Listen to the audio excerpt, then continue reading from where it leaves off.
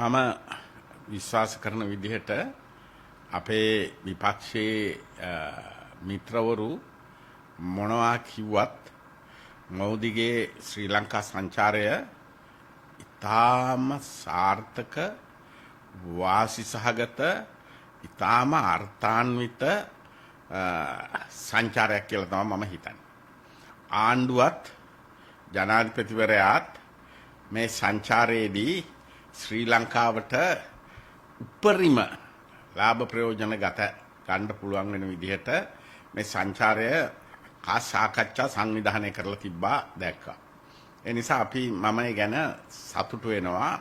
අපි ඒ පක්ෂයේ නොවුණා.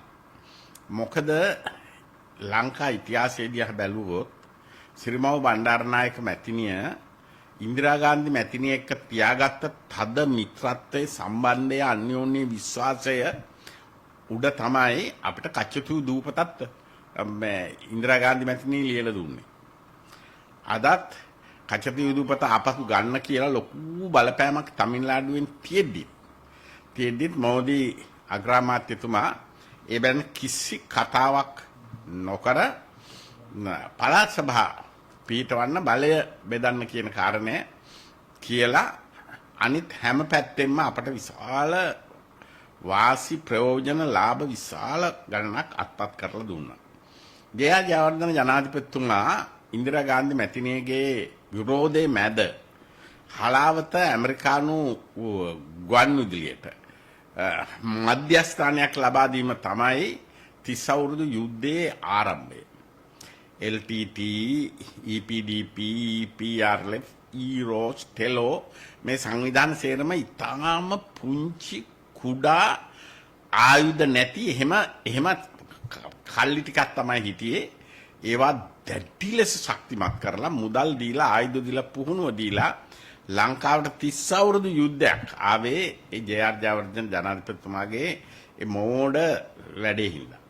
ඒ නිසා ඇත්තටම මේ වෙලාවේ වත්මන් රජය මෝදි ජනාධිපතිතුමාගේ විශ්වාසය ආදරය තියාගෙන ඒ අත්සන් කරපු ගිවිසුම් මුත් හැම එකක්ම අපට වාසිදායකයි කියලා තමයි මම කියන්නේ.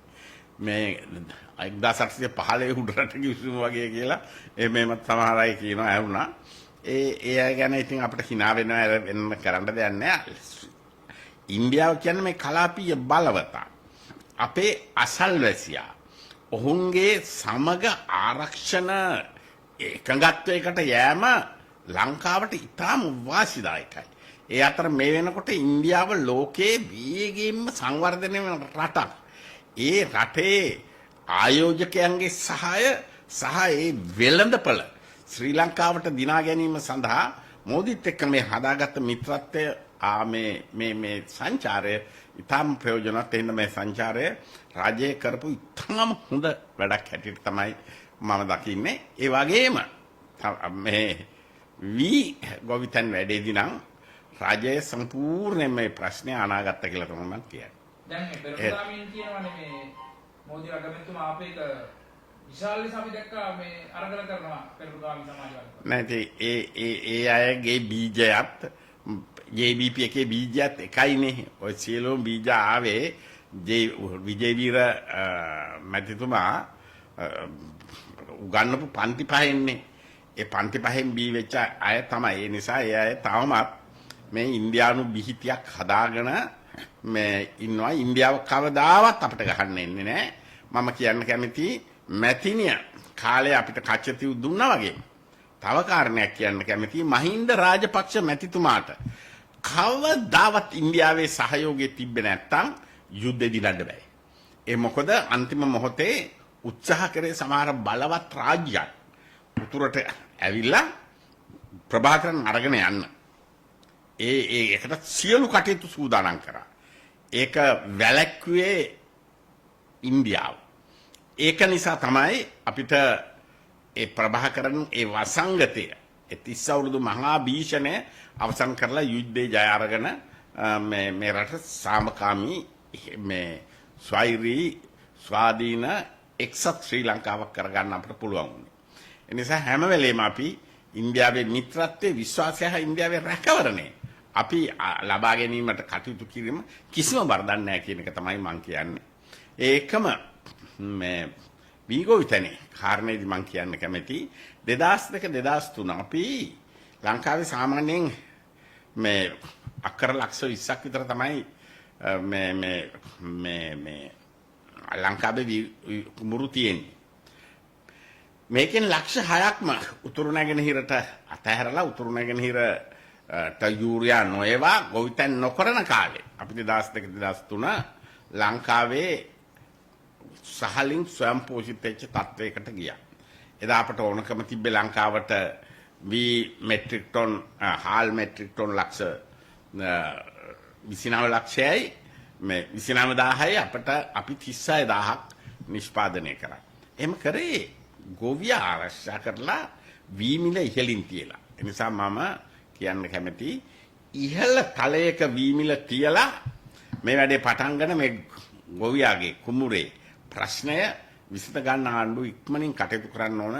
ඔය වියාලේ මණ්ඩලේ බදාගෙන ඕවා කරලා මොකක්වත් කරලා හරියන්නේ නැහැ කියන එක තමයි මම කියන්නේ. ඇත්තටම මේ මෝදි අගමැතිතුමා අපේ කරට පාවා දීමක්ද? නෑ ඒක මහා වාසනාවක්. ඒක ඉතාම හොඳ දෙයක්. මෝදි ලංකාවට පැමිණීම අපට ශක්තියක්, අපට ධෛර්යයක්, අපට විශාල වශයෙන් ලාභ ප්‍රයෝජන එකෙන් ලැබුණා. ඉදිරියටත් ලාභ ප්‍රයෝජන ලැබෙනවා බව දන්නවා. ඒ නිසා මේ මිත්‍රත්වයේ සහෝදරත්වයේ බැඳීම හදාගත්ත එක ඉතාම හොඳයි. ඒක ආණ්ඩුව හොඳට කරා. ඒ කියන්නේ විපක්ෂයේ කියන කාරණා එක ඔබතුමා එකඟ නෑ විපක්ෂයේ කියන වැරදි. ඒ කියන කාරණේ වැරදි. මම දැක්කා මේ එක්කෙනෙක් දෙන්නෙක් විපක්ෂය කියනවා ඒක තමයි මේ ගිවිසුම් අත්සන් කරපු එක මේ ආවේක හොඳයි කියලා. නමුත් වැඩි බහුතරය කියන්නේ මේක මහා පාවාදීමක් කරෙම කියලා ඒ ගොන් කතා. එතකොට මේ ඔබතුමාලා දැන් ආණ්ඩුවේ ගමන ගැන මොකද හිතන්නේ? මේ යන විදිය ගැන විපක්ෂයක් විදියට සහ හිටපු മന്ത്രിවරයෙක් විදියට.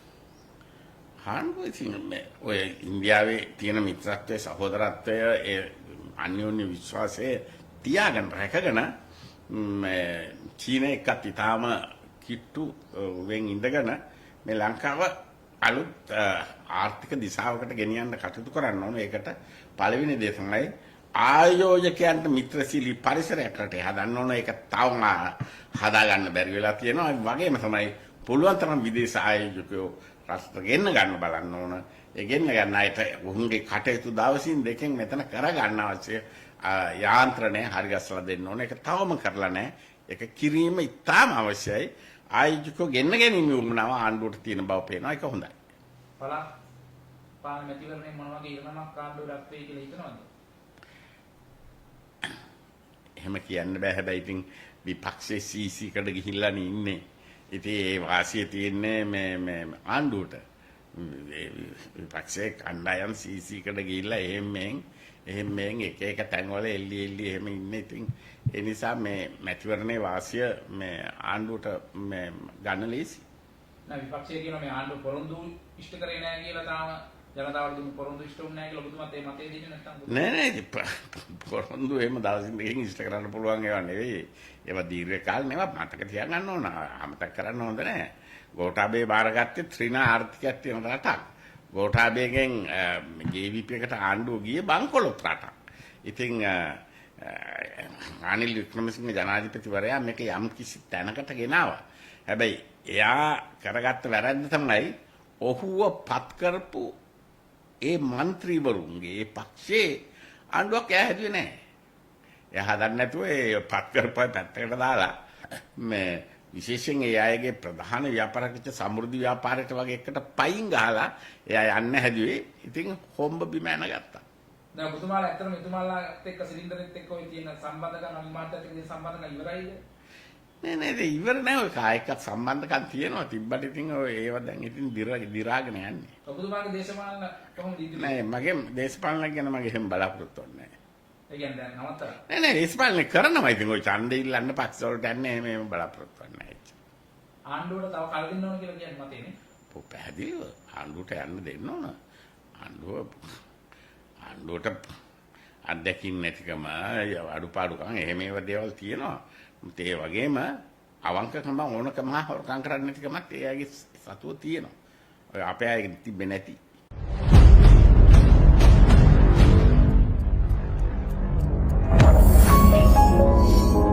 watching the Life Traveler channel.